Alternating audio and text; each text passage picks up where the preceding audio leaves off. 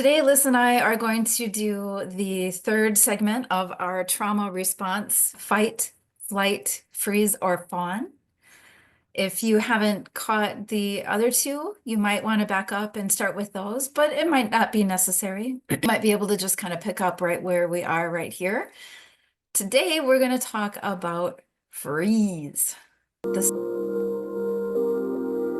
Hi, and welcome to Light for Life.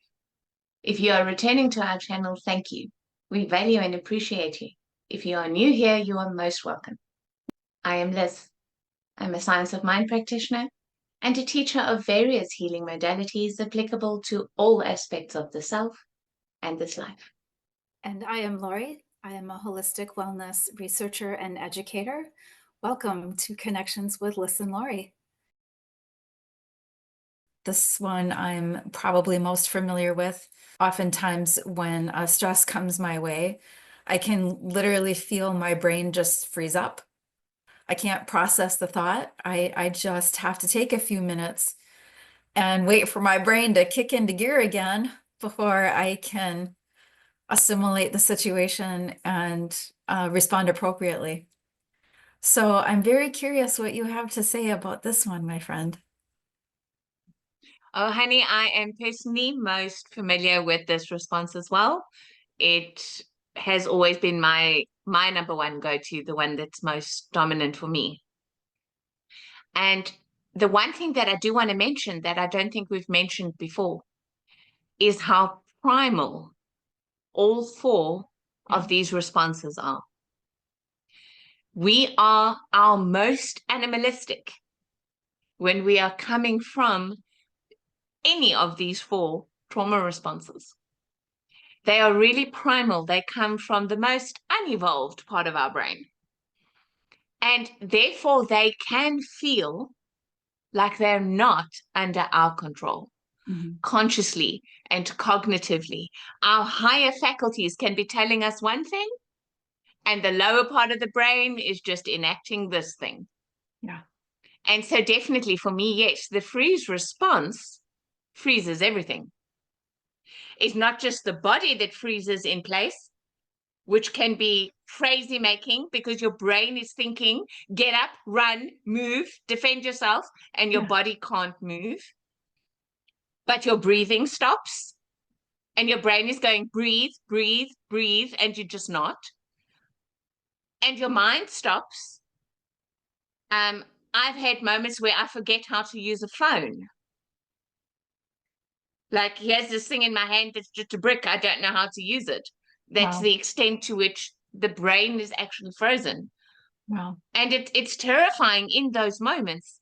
You're having a freeze response to a trigger or a trauma, and you're afraid of the response because you're so incapable.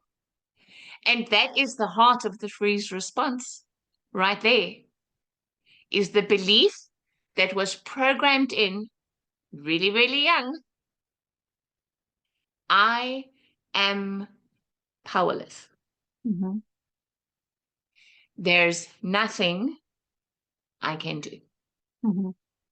So I'm going to hope, just like the innocent little animal, I'm going to hope that if I am so still, like I don't even breathe, that somehow this predatory thing, situation, person, or event won't see me. It's the desire to be only safe when I'm invisible. So how does that play out as a personality style? What would be the ramifications of an activated freeze response to triggers in normal day-to-day life? Well, guess what? If I'm only safe when I'm invisible, then I'm never going to allow myself to take up any kind of space. I'm never going to allow myself to be in any sort of spotlight. I'm going to be really shy and really withdrawn and really introverted because please don't notice me, because if you notice me, I'm not safe. I'm not going to have a voice, never going to express my truth. So I become the living epitome of the person with the music still in them. And we don't always recognize these different personality proclivities as a trauma Right. response. Right. But that's what they are.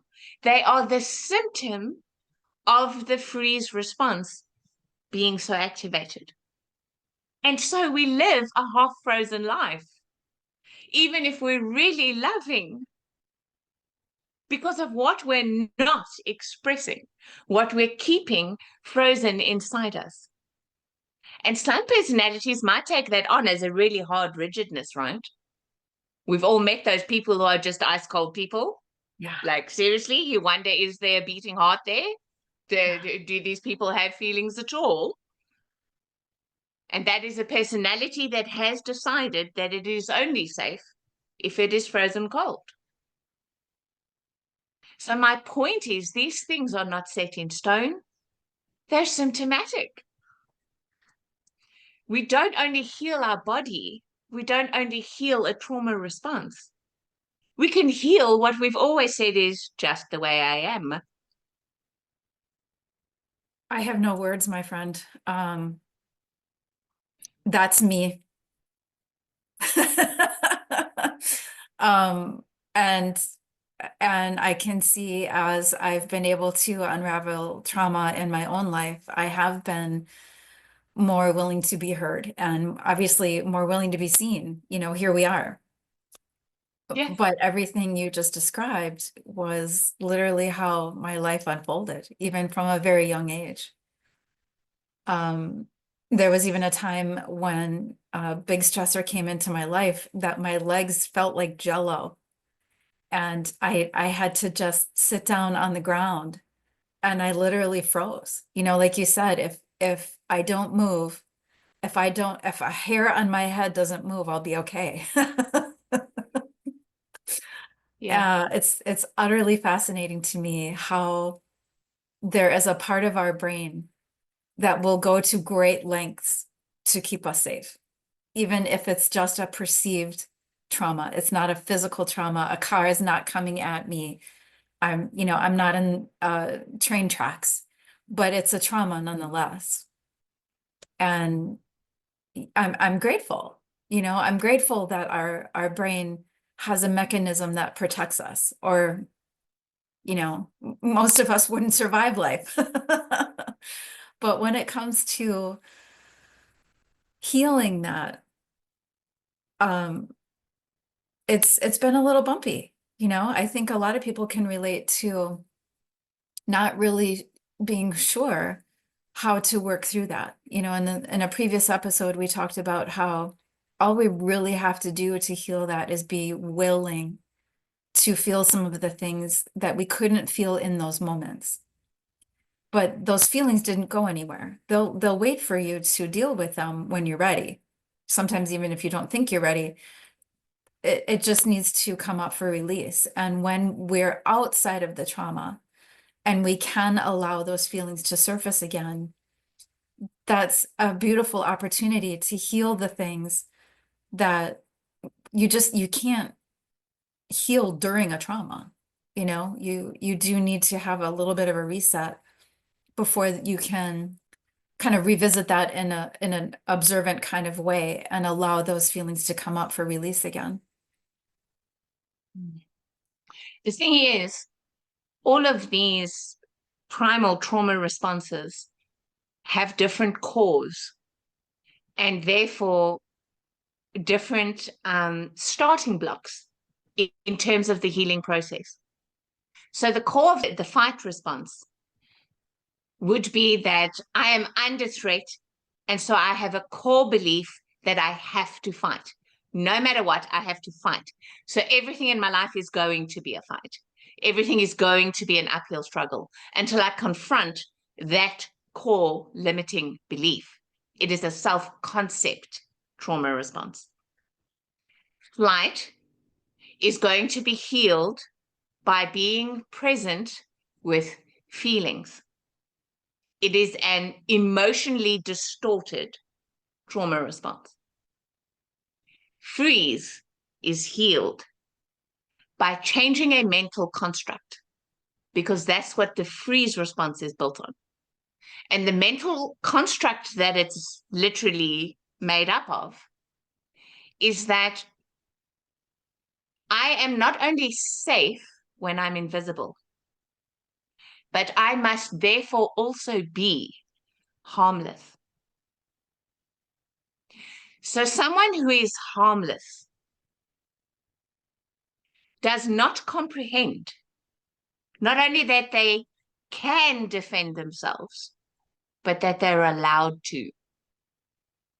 The concept of defending the self has never occurred to the mental construct that responds with freeze. Permission to defend the self, whether that is verbally or physically, was never granted in our deepest core self-concept. Because if I'm harmless, I'm just going to allow whatever harm. I'm just going to let it happen. So to come to a certain point in awareness that recognizes not only can I defend myself, I can learn to do it even better.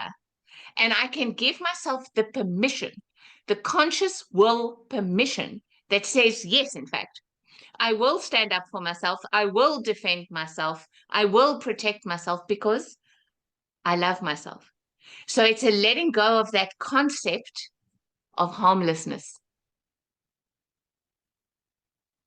I've never heard that. I'm always fascinated with how our conversations unfold. And, I think I know a lot about a lot, and then I talk to you. I hear a concept I never heard before. And I couldn't agree more. I feel not only do I feel the truth in that for me, but I'm thinking of other people that I've observed, and you are spot on.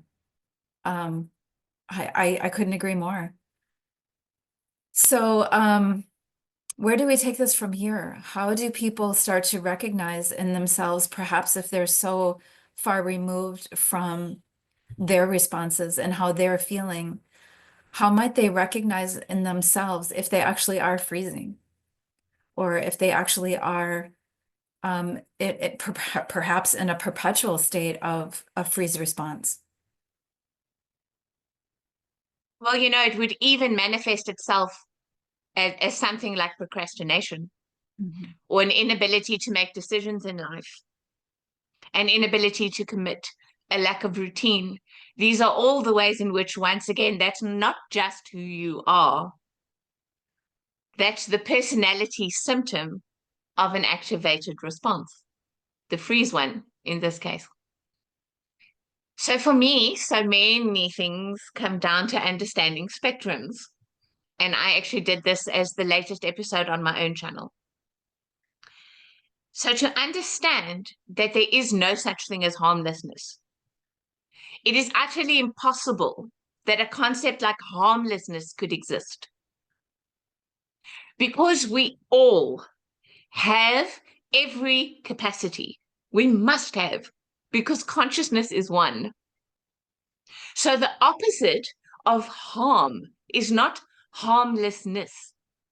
The opposite of harm is the right to defend. And in an ideal world, we live in the neutral middle where neither one of those are ever required. But this is not an ideal world. This is a realm of duality. So I need to come out of that illusion of, in order to be a good person and in order to be safe, I must be completely harmless. So I'm never going to speak what even might have a hint of an unpleasant truth to it. I'm never going to do anything that's in my own interests. I'm just going to be harmless. I'm going to go through life like I'm a little bunny rabbit. We've got to lose that illusion because it isn't true. The most frozen in life personality structure is anything but harmless in its thoughts and its feelings. It takes just a few moments of self-awareness to recognize just how harmful the thought processes and the emotions are. Because what doesn't express is living emotionally and mentally. So recognize that we all carry the capacity to some extent or another on that spectrum of being able to cause harm. Because we are love, we choose not to. but we cannot deny that the capacity exists. So the way to redeem that capacity is to turn it into the permission to defend the self, and then start consciously practicing that in really, really little and easy ways first. Like, for example, you go to a restaurant and you ask the waiter specifically, please, not to put mustard on your burger. And then your burger comes with mustard. A person with an exaggerated food response would be like, oh, well, I'll just eat it anyway. Because I'm not entitled to defend myself. I'm not entitled to complain. So the next time something like that happens, it's literally about forcing yourself over that hurdle to go, excuse me, I'm sorry, but I did request no mustard. And then sit in the horror and the terror and the discomfort of having done that. Because it's going to be awful the first 3 times. And you're going to say, I'm sorry about 20 times for the fact that you complained. And then it's going to get easier till eventually you're like, I don't want any mustard and please give me 3 gherkins and I don't want my roll toasted more than sort of golden brown. You know, you get better at this. You really, really do. And then the next time someone deeply hurts your feelings or says something that isn't true, you consciously choose to open up that throat chakra and defend yourself. Doesn't have to be in an ugly way. Doesn't have to be any kind of a projection, but to just own the truth of being able to say, no, actually, that is not true. That is not true about me. That is not true about this situation, whatever the case might be. And actually find the courage to start finding that voice, even if it shakes at first, like the saying goes. Yeah.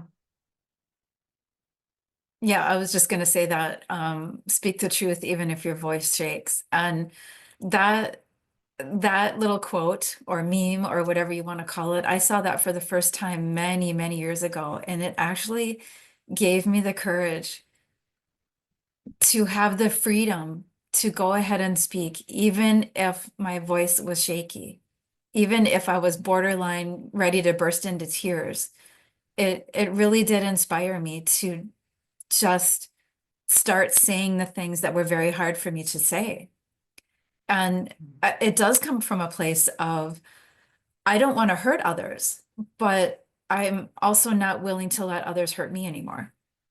So there has to be that neutral ground. There has to be a place where we can just have the difficult conversations and say, no, that actually isn't true. Here's my perspective. Can we talk about this? You know, I'm a big fan of asking questions to open up the conversation. And it's, for me, it's just a much more gentle approach. I have a different perspective on that. Can we talk about that? Because it is disarming, not only for me, so I don't lash out, but it's disarming for the other person. So they're invited to have the conversation that's challenging for them too. And it's worked beautifully for me to gradually, like you said, gradually build up that courage. The first few times, it's so uncomfortable, but it's also really rewarding. You develop that inner strength to start advocating for yourself again and to start showing up for yourself again. And it's vitally important to move beyond your limitations. Speaking from experience here, not just preaching, to move beyond the limitation that you feel that you're struggling with, wanting to stand up for yourself and straighten out any confusions, but not wanting to lash out and cause harm. I absolutely love that, hun. That is so beautiful. What a beautiful way, especially initially, for people to begin actually expressing themselves is with the question, with the gentle approach. I love that. And the more that we do that, the more we allow ourselves to have those initial uncomfortable moments, what miraculously happens is that the freeze response to real triggers and traumas actually slowly starts dissipating. It does take a long time for that freeze response not to kick in. It's so physiological. But it does dissipate the more we practice that. Instead of swallowing my words, I'm going to express them. Instead of deciding that, this thing doesn't matter or it's okay. No, actually, it's not. And it does. The more we do that, the more the body starts coming online with the fact that we are, in fact, freezing less. It's amazing. I agree. Thank you for connecting with Light for Life. Please go ahead and subscribe to the channel. If you would like to work with one of us, you can find our contact information in the About section. Please share your insights, your questions, and your comments with us. We value your feedback. And we really hope that we will see you for our next episode. We upload one every Thursday. Until we connect again, we send you love and light.